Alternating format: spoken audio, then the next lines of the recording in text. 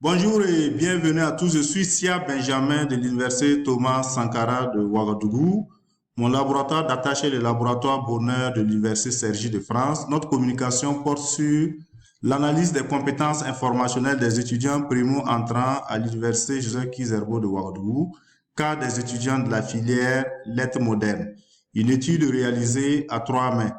L'objectif visé est d'évaluer le niveau de compétences informationnelles de ces étudiants primo entrant en lettres modernes en tenant compte des variables genre, des variables lycée, filière d'origine de lycée. Donc, on a les filières littéraires, scientifiques, tertiaires, etc. Et le caractère rural ou urbain de leur lycée d'origine.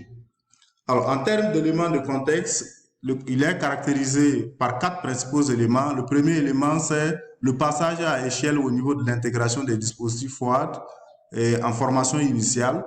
Et l'une des conditions pour réussir dans ces dispositifs est le niveau de compétences informationnelles, donc qui est lié à l'autonomie. Le deuxième élément, c'est l'absence ou la faiblesse du cadre formel de formation des étudiants en compétences numériques et informationnelles. C'est beaucoup plus par des formations informelles que les étudiants arrivent à acquérir ces compétences. Il n'y a pas d'injonction formelle, que ce soit au lycée ou au supérieur, pour la prise en compte de ces compétences-là dans leur formation.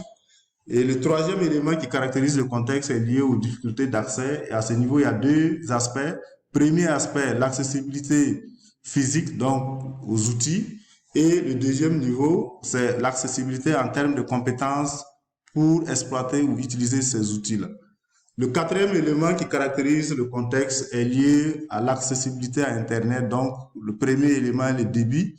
Le Burkina a un débit national de 15 gigas pour tous ses utilisateurs.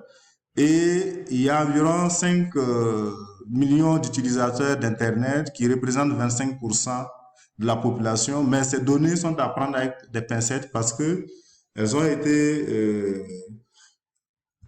acquises sur le nombre de terminaux utilisés. Et au Burkina, la plupart des utilisateurs, surtout dans les milieux urbains, ont chacun 2 smartphones pour se connecter à Internet. La méthodologie utilisée, nous avons utilisé l'outil de la conférence des recteurs et des principaux des universités de Québec pour l'évaluation de ces compétences. Et cet outil repose sur 5 éléments clés. Il y a la capacité de l'étudiant à évaluer ses besoins d'information, sa capacité à y accéder, à évaluer les informations qu'il a récoltées, à développer ou reformuler ces informations en fonction de ses besoins et ensuite les utiliser, les exploiter dans le cadre de ces activités d'apprentissage. Alors, 2 temps ont marqué la récolte des données. Dans un premier temps, on a soumis un questionnaire sur papier que les étudiants ont rempli et dans un deuxième temps, on a utilisé un outil de sondage en ligne, Mentimeter, pour le faire. Dans tout, on a pu obtenir 327 répondants, donc 325 questionnaires remplis qu'on a analysés et traités. Traité et analysé plutôt. Donc l'analyse a été réalisée avec le logiciel SPSS.